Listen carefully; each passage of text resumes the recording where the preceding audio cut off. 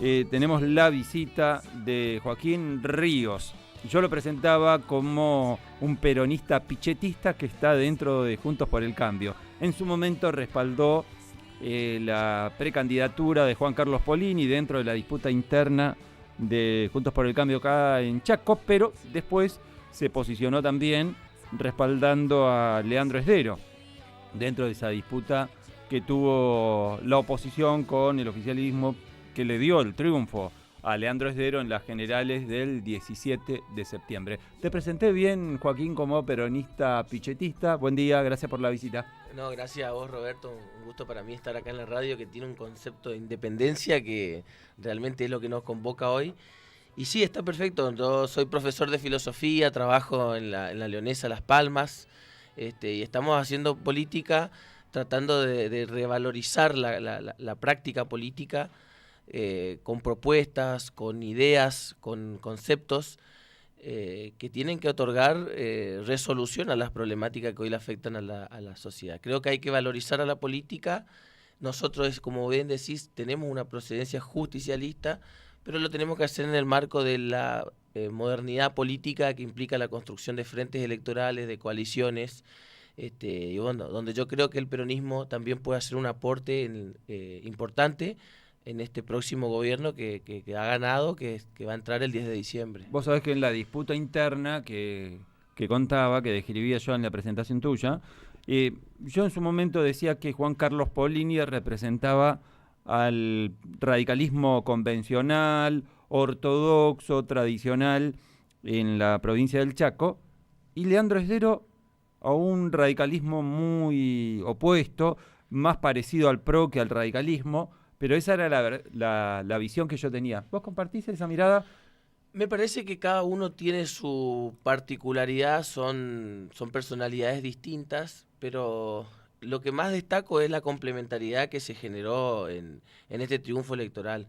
Porque coincido en que vos decís que la cosmovisión que por ahí tiene Polini es de un hombre más clásico, vos decís radicalismo ortodoxo, me parece interesante, muy radical, de una concepción profundamente radical, y Leandro con una visión un poco más abierta, como vos decís, entendiendo más la idea de frente electoral, de coalición, donde hay, digamos, hasta estamos nosotros que somos del peronismo republicano, están los liberales como Esper, tenés la Cynthia Houghton, tenés la línea de López Murphy, la misma Patricia Bullrich, que es nuestra candidata a presidente. Creo que en ese sentido, como vos bien lo planteás, coincido plenamente. Leandro tiene esa otra particularidad, esa otra personalidad que es más acorde al frente electoral. Vos sabés que a mí me hacía mucho ruido, me sigue haciendo mucho ruido, estoy muy insistente, muy pesado con este tema, de que el principal lema de Patricia Bullrich en el orden nacional, la candidata presidencial de Juntos por el Cambio, sea exterminar o terminar o acabar con el kirchnerismo. Sobre todo en una etapa en donde se necesitan muchos consensos, se necesita diálogo y en donde uno supone que el kirchnerismo, tanto en el orden provincial como en el orden, especialmente en el orden nacional, va a tener todavía una pata importante. Por ejemplo, Axel Kicillof tiene altas chances de ser reelecto en la provincia de Buenos Aires, el principal distrito electoral del país, y mientras tanto la candidata presidencial de Juntos por el Cambio propone exterminar al kirchnerismo. ¿Estás de acuerdo con esa frase? A mí me parece chocante, no sé qué pensás vos. Tiene que ver con la correcta interpretación, digamos, de la frase. Digamos, si es un aniquilamiento a una persona, a un ser humano, a un grupo, a una colectividad, a un grupo étnico, yo no estaría de acuerdo, ¿no? Yo no interpreto la cuestión del fin del kirchnerismo como el fin de las personas, de quitarle la vida, que no exista más, digamos. Me parece que tiene que ver que en el plano de las disputas de las ideas políticas, digamos, en reconocer lo que la sociedad demanda, no tanto la dirigencia política, porque hoy vemos un rotundo fracaso en el modelo asistencialista, la economía financiera especulativa. la destrucción de las fábricas, la administración de la pobreza, la gerencia de la pobreza, un sistema educativo que está deteriorado por el garantismo, el facilismo, la fiesta, el entretenimiento, y no el hecho de formar individuos que se esfuercen, que quieran desarrollarse, que quieran trabajar para construir un futuro digno, una realidad, un presente digno. Me parece que tiene que ver más con eso, en el plano de las ideas, discutir contra este fracaso que vemos hoy de los gerentes de la pobreza que intermedian en el Estado para tener a gente sometida a través del plan social, donde la educación está manejada por un grupo sindical afín al kirchnerismo, donde hace paro solamente a los gobiernos opositores, y después si no, no convocan a la defensa del salario justo del docente, ni tampoco discuten el modelo educativo, que a claras luces, como en Buenos Aires, como acá en el Chaco, hay un deterioro profundo de la calidad educativa. Es el enfoque lo que critica Patricia, es, digamos, estas ideas decadentes y fracasadas. No es contra un grupo humano o una persona, es en el plano de las ideas donde se plantea el fin del kirchnerismo. Es para revertir las ideologías fracasadas, las ideologías que se han frustrado en la práctica, han generado la pobreza que existe hoy, la ignorancia que existe hoy, la inseguridad que existe hoy, la falta de proyecto de vida, las adicciones que hay hoy. Eso ha generado este sistema cultural, económico y político que tiene como principal agente de intervención al kirchnerismo, como cerebro de todo esto, y evidentemente hay que revertir eso. Por eso te digo, no es solamente en el plano político que se da la discusión, en el plano de la sociedad. Hablaba recién en el bloque anterior. Hago un puntito ahí, porque describiste, trataste de interpretar todo lo que trata de inferir Patricia Bullrich con eso de exterminar al kirchnerismo, pero sin embargo vos sabés que yo hace poco escuchaba una definición de Marina Dal Poyetto. Marina Dal Poyetto es una de las economistas más prestigiosas en el orden nacional y que describía hace poco en TN, en Todo Noticias, en el canal decididamente anti-K, y que, sin embargo, Marina Dal Poyetto mencionaba que durante la etapa del gobierno de Cristina Fernández, o sea, hasta el 2015, había indicadores económicos que hoy serían envidiables. Había indicadores económicos que uno dice, che, pero en lugar de atacar tanto al kirchnerismo, ¿por qué no recuperamos esos indicadores económicos? Uno de ellos, por ejemplo, señalaba Dal Poyetto que el salario estaba 20 puntos por encima de la inflación. 20 puntos por encima de la inflación. Escuchen lo que decía Marina Dal Poyetto. Sí, con Daniel Carter escribimos el libro Tiempo Perdido, que era la herencia, el manejo de la herencia, el manejo de la herencia de la herencia, y ahora es el manejo de la herencia, de la herencia, de la herencia, de la herencia. O sea, seguimos discutiendo herencias. En 2015 vos tenías crédito, hoy no hay crédito. En 2015 los pesos que sobraban en la economía no estaban indexados, hoy devengan tasa de interés. En 2015 la inflación corría al 1,5% mensual, hoy corre al 11% mensual.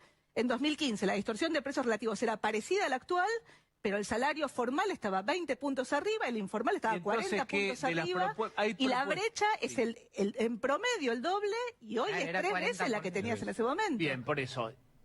Pero es tremendo. Los datos que tira Marina Dal Poyetto sobre cómo estábamos en el 2015, uno dice, la pucha, qué bien que estábamos antes cuando muchos decían que estábamos mal. ¿No te parece que debía revisarse eso? Porque después con la gestión de Mauricio Macri se perdieron 20 puntos en relación al salario real. Esto que destacaba Marina Dal Poyetto, que estaba por encima, 20 puntos por encima, con Mauricio Macri se perdieron 20 puntos. Y hablaba de que el salario informal estaba 40 puntos arriba de la inflación. Hoy, durante la gestión de Mauricio Macri, por ejemplo, estábamos por debajo de la inflación, los salarios perdieron fuertemente su poder adquisitivo, y por otro lado, en la etapa actual nos conformamos con empatarle a la inflación. O sea, no estábamos tan mal. Y te lo digo, Joaquín, y yo no soy K, pero sin embargo cuando uno lo termina de escuchar a Patricia Bullrich, y parece que todos los males fueron durante el kirchnerismo, pero sin embargo salarialmente estábamos bárbaros, económicamente estábamos muchísimo mejor de lo que dejó Mauricio Macri y su gestión, y de lo que ahora Alberto Fernández está encaminando la economía. ¿No te parece que hay que revisar eso de acabar con el kirchnerismo, como se dice, y en lugar de tomar algunos parámetros, por lo menos desde el plano económico, que se deberían copiar? Mira, vos dijiste muy bien antes de mostrar el audio, de mostrar el audio, había dicho muy bien que en una sociedad democrática uno tiene que coexistir y podemos rastrear elementos que sean valorables, sobre todo en la época, en el primer gobierno de Néstor, que hubo una conducción peronista. Después se inventó la transversalidad, se quitó a los peronistas, aparecieron los grupos de la nueva izquierda latinoamericana, el Foro de Sao Paulo. ¿Cuáles serían los grupos de la nueva izquierda latinoamericana? Y dentro del frente oficialista.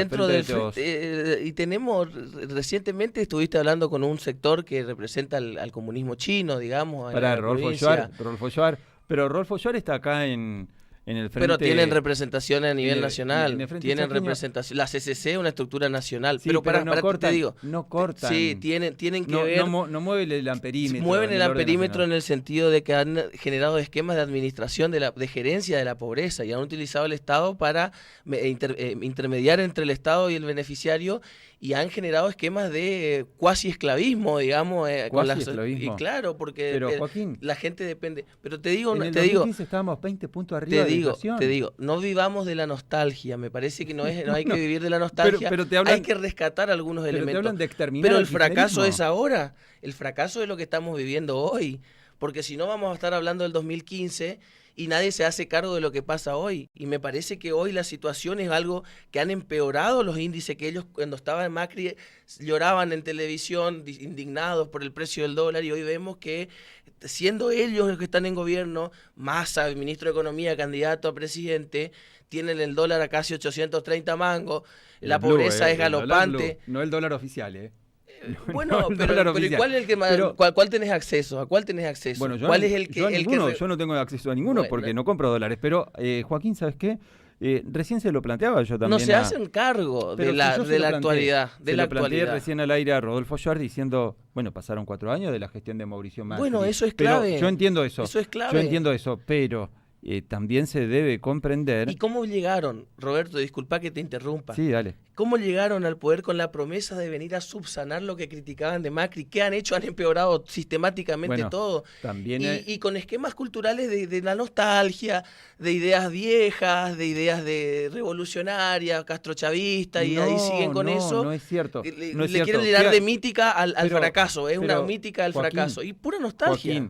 Joaquín, ¿considerás que estar 20 puntos arriba, insisto, lo decía Marina Dal Poyetto, economista que ha sido muy crítica en su momento del kirchnerismo, pero ella destacaba que durante la gestión de Cristina había acceso al crédito, hoy no lo hay, no lo hubo tampoco durante la etapa de Mauricio Macri en términos generales, y sobre todo yo me quedo con el dato de que durante la gestión de Cristina estábamos 20 puntos arriba de la inflación en cuanto al salario real.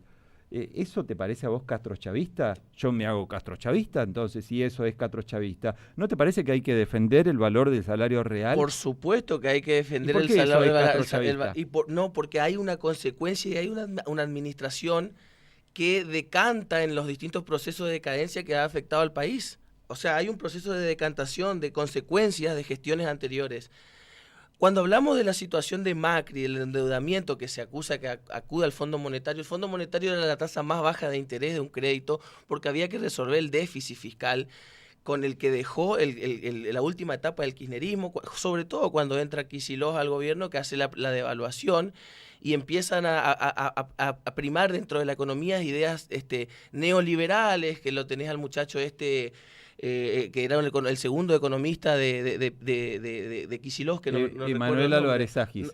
Álvarez Agis, estos neoliberales. Pero pará, Manuel Álvarez Agis, estás lejos de ser neoliberal, Y es más, en lo económico él practica la especulación financiera, ha mucho más neoliberal con el Club de París, pero hay una contradicción ahí, Joaquín. Primero porque dijiste que hay un modelo castrochavista, y por el otro lado decís neoliberal, y son contrapuestos, pero... No son contrapuestos, son complementarios. ¿No te parece que es mucho más neoliberal? No hay que mirar así tan tajantemente la cosa, porque hay confluencia en la metodología, se intervienen de manera compleja en el fenómeno. Ajá. Y en algunos puntos se impone este estatismo duro para defender la clase política, para manejarla y regular la vida de la sociedad, se generan esquemas castrochavistas. Pero en la macroeconomía o en la administración económica, y sobre todo defendiendo el modelo de especulación financiera, en nivel económico, en el plano internacional, tienen una adherencia al neoliberalismo, pero claramente. Yo no veo de ninguna forma, de ninguna manera, que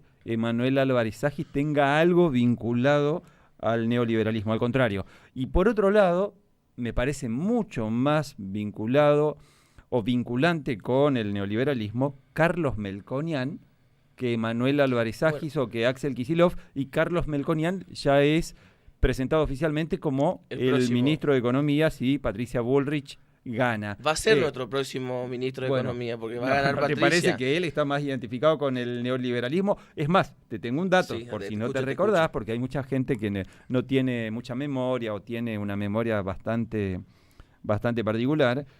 Carlos Melconian iba a ser el ministro de Economía si Carlos Menem era electo presidente en el año 2003, que pierde ante Néstor, en realidad no lo pierde, gana en primera vuelta con un 20 y pico %, y para la segunda vuelta, que iba a haber balotaje frente a Néstor Kirchner, se termina bajando Carlos Menem. Pero si Menem era electo ese año, el 2003, el ministro de Economía iba a ser Carlos Melconian. O sea que hay una especie de continuidad menemista bajo el ala de Patricia Bullrich, se podría decir. Yo te diría, mira, hoy podemos reivindicar la estabilidad que presentó Menem a la sociedad. ¿A costa de qué?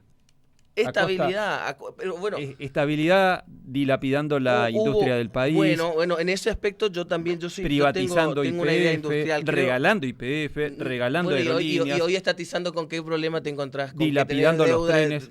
Estás perdiendo juicios internacionales que no están... Discutibles, muy discutibles. Pero lo estás perdiendo. En manos, y va a tener que pagar... ¿En manos sabe de quién?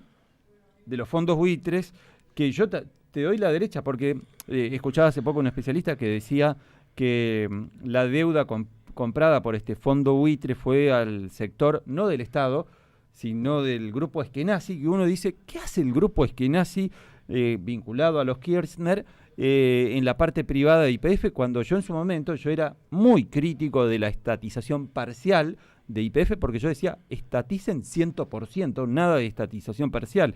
Bueno, ¿sabes cuánto es lo que tiene que pagar en una situación muy discutible que falló la justicia en Estados Unidos? 16.000 millones de dólares. ¿Es mucha guita? Es mucha guita, sí. Lo que hicieron con esa estatización... Para Vaca Muerta es un vuelto eso. Gracias a la estatización... Sí, pero hay que hacer minería, hay que hacer exportación energética, hay que tener un modelo capitalista de trabajo y de producción, no de especulación financiera. No, yo estoy de acuerdo. Decíselo a Macri eso. No, y por eso te digo, con respecto a lo de Melconian, Melconian va a ser el ministro de Economía, pero hay un esquema de heterodoxia que se va a equipos heterodoxos para abordar el problema complejo. Ojalá, porque yo lo veo bastante ortodoxo a Melconian. Melconian lo podemos nombrar, pero no es unipersonal el ministerio. Hay un equipo, él presentó 77 técnicos que van a acompañar en su gestión. Dentro de ese equipo hay integrantes del peronismo, hay gente que tiene una visión compleja del tema de la crisis, porque no se aborda de manera unilateral esto hay que abordar, es un ataque sistemático que hay que hacer para resolver los problemas. Pero concretamente lo IPF, y por decirte, porque hay que decir la verdad y hay que recordar, evitar la amnesia que vos decías. Mira, al único que benefició lo de YPF, porque los precios hoy están totalmente, destruyen el salario, destruyen el poder adquisitivo, los precios de la nafta es impagable, yo soy docente y no puedo pagar, lo ha hecho Agalucho, un cuadro de amigo de Kicillof que entró a administrar la empresa estatal y es el único que se llenó de guita y salió premiado como el gran petrolero del mundo, un CEO, el único que se benefició. Entonces este esquema justamente... Galucho, yo para mí es mucho... ¿Nos enriqueció con ese proceso? No, para mí es mucho más cuestionable de lo del grupo Eskenazi, por ejemplo. Si hay que pegarle por un lado al kirchnerismo, para mí gustó, es por el tema de la estatización parcial y el vínculo con los Eskenazi, pero no por Galucho. Galucho hizo una gestión destacadísima, pero no por mí ni por el kirchnerismo. Para él mismo. No, destacadísima incluso por organismos internacionales. ¿Porque se enriqueció? No porque se enriqueció, sino porque potenció enormemente, como no lo estaba antes de la estatización parcial, YPF. Es más, sin la estatización parcial, Vaca Muerta no hubiera existido, por ejemplo. Es más, el macrismo en ese entonces votó en contra. O sea, si se quiere, para el macrismo, con el voto en contra de la estatización parcial, no hubiéramos tenido Vaca Muerta. ¿Por qué? Porque tampoco le interesaba a Repsol explorar y tratar de invertir. Se la llevaban para afuera. ¿Estás de acuerdo con eso? Que se la llevaban para afuera. Yo estoy de acuerdo que la exploración y la explotación, la exploración y la explotación tiene que estar, digamos, dentro del plan de Estado. Tiene que ser una política de Estado. El kirchnerismo o este gobierno actual que hoy no se sabe cómo definirlo, yo creo que Massa es un liberal que está reciclando el kirchnerismo, esa mítica nostálgica setentista que fracasó. Un liberal, un neoliberal con kirchnerismo. Pará, qué manía de decir que se fracasó cuando yo te decía, Joaquín, no, pero 20 puntos arriba los salarios. No, pero hablemos de la actualidad. Hoy tenemos que hablar de lo que pasa. Es 2015. ¿Qué hizo en Vaca Muerta? Bueno, no, pero hoy es 2023. Bueno, ¿qué hizo en Vaca Muerta? ¿Qué hizo en Vaca Muerta ahora? Vaca Muerta vuela ahora. Vuela, pero para positivamente me refiero. Vos no sabés lo interesante que escuchaba hace poco analistas. ¿No será relato kirchnerista? No, qué relato. Escuchaba... ¿Por qué la energía está cara? Distintos... Todavía está cara. Todavía está cara. No sé. Cuando pero empiece a seguir proyectando... Con Patricia Bullrich va a mejorar seguramente. Te digo porque hay un enfoque capitalista, moderno, de industrialización. Esta gente... neoliberalismo con planes sociales. Neoliberalismo con planes sociales. Eso es la definición. Pará, ¿estás seguro que sos peronista, no? Soy peronista. Yo creo en la justicia social, no en el plan social. Creo en la ayuda social, no en el plan social. El plan social es un instrumento perverso que ha generado sometimiento. Por eso triunfan estos discursos hoy anarcoliberales que también son un invento de estrategias del mismo oficialismo para dividir a la oposición. ¿Pensás que Milei es un invento del oficialismo? Pero claramente sí está llena la lista del Frente Renovador. Muchos candidatos yo en realidad lo veo más menemistas. De hecho, se rodea con Carlos Rodríguez. Con la etapa final de Menem, del ocaso de Menem. Con Dromi, con varios. Está vinculado con varios. No, era menemista. Cristina era menemista. Supo ser menemista. Hay videos donde ella defiende a Caballo como el mejor cuadro. Vos que sos pichetista, Pichetto era menemista también. Es menemista. Yo reivindico cosas de Menem, cosas importantes de Menem. Como diría el general, parafraseando al general. No es todo malo. Como diría el general, somos todos menemistas. Somos todos argentinos. Somos todos argentinos y somos chaqueños acá en el Chaco y tenemos que pensar en el desarrollo de nuestra sociedad. Joaquín. Es un compromiso que tenemos que asumir todos los actores de la sociedad. Los medios de comunicación, la política, los funcionarios de gobierno, los trabajadores. Hay que resolver esto porque tenemos todas las condiciones para resolverlo. Bueno. Lo que no podemos hacer es fanáticos. No, sin duda. No podemos caer en ese fanatismo, en esa nostalgia de ideas viejas y tenemos que modernizar y tenemos que aportar ideas claras. Y Totalmente. Yo creo que en el Chaco, en otro momento, porque sé que tenés que cortar, sí. Vamos a hablar de cuáles son las propuestas que tenemos para el Chaco Dale. desde nuestro peronismo republicano. Bien, Joaquín, gracias por tu visita, un gusto recibirte y seguramente no va a ser la última vez que vengas y lo vamos a charlar, lo vamos a debatir, lo vamos a profundizar y será hasta la próxima. Gracias, Joaquín. Gracias a vos, Roberto. No, gustazo. por favor, ahí está Joaquín Ríos. Del justicialismo pichetista que integra Juntos por el Cambio, que respaldó en su momento a Juan Carlos Polini, después a Leandro Esdero, que respalda la candidatura presidencial de Patricia Bullrich. En definitiva, todas las voces acá en El Dedo en la Llaga.